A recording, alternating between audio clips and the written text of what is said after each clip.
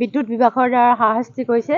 অনাগত দিনত যেতিয়ালৈকে স্মাৰ্ট মিটাৰ ইয়াৰ পৰা তুলি নিনিয়ে ৰাইজৰ প্ৰতি ঘৰ ব্যক্তিৰ পৰা আমি তেতিয়ালৈকে প্ৰতিবাদী কাৰ্যসূচী চলাই যাম। বিশেষকৈ অসম চৰকাৰৰ যিখিনি কাৰ্যকলাপ অকল বোলে স্মাৰ্ট মিটাৰ শক্তি বিভাগকে নহয়, আজি আপুনি আমাৰ যি স্বাস্থ্য বিভাগৰ ক্ষেত্ৰতো দেখিছে যি দ্ৰুতগতিত দৰৱৰ দাম বাঢ়িছে। শিক্ষাৰ ক্ষেত্ৰত দেখিছে শিক্ষিত ল'ৰা ছোৱালীৰ কাৰণে যিটো সংস্থাপনৰ ব্যৱস্থা কৰিব লাগিছিল সেইখিনি কৰা নাই, আৰু যিখিনি চৰকাৰৰ প্ৰতিশ্ৰুতি এটাও তেওঁলোকে ভাল ধৰণে পালন কৰা নাই।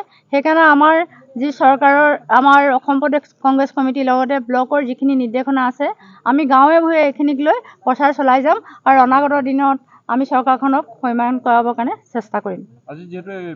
এইটোৱে সকলোৱে গম পাইছে যে চৰকাৰখনে নিযুক্তি দিয়াৰ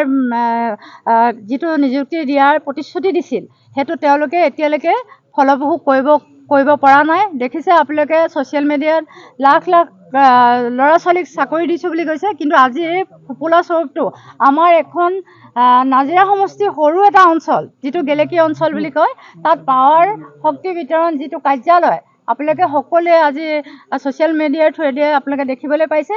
দুজন আমাৰ চৰকাৰী কৰ্মচাৰী নহয়, যি দুজন আমাৰ কণ্ট্ৰেকচুৱেল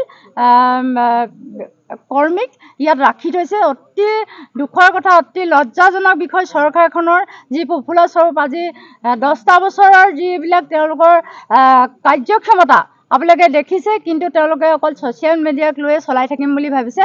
তেনেকৈ নহ'ব। আৰু এয়া সকলো ৰাইজে আজি অসম প্ৰদেশ কংগ্ৰেছ কমিটিৰ কংগ্ৰেছ কৰ্মীসকল নহয়, আজি ইয়াত উপস্থিত আমাৰ যিসকল ৰাইজ ওলাই আহিছে সকলোৱে অতিষ্ঠ হৈছে। আমি অনাগত দিনত স্মাৰ্ট মিটাৰৰ লগতে অন্যান্য যিখিনি বস্তুৰ সামগ্ৰীৰ দাম বঢ়াইছে তাৰ প্ৰতিবাদ অসম প্ৰদেশ কংগ্ৰেছ কমিটিয়ে কৰি যাব।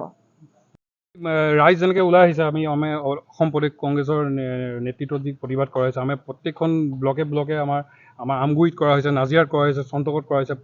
গতিকে প্ৰত্যেকটো সমষ্টি প্ৰত্যেকটো মানে পাৱাৰ ছাপ্লাই হেৰিত আমি কাৰ্যালয়ত আমি এইটো ধৰ্ণাৰ ব্যৱস্থা কৰিছোঁ।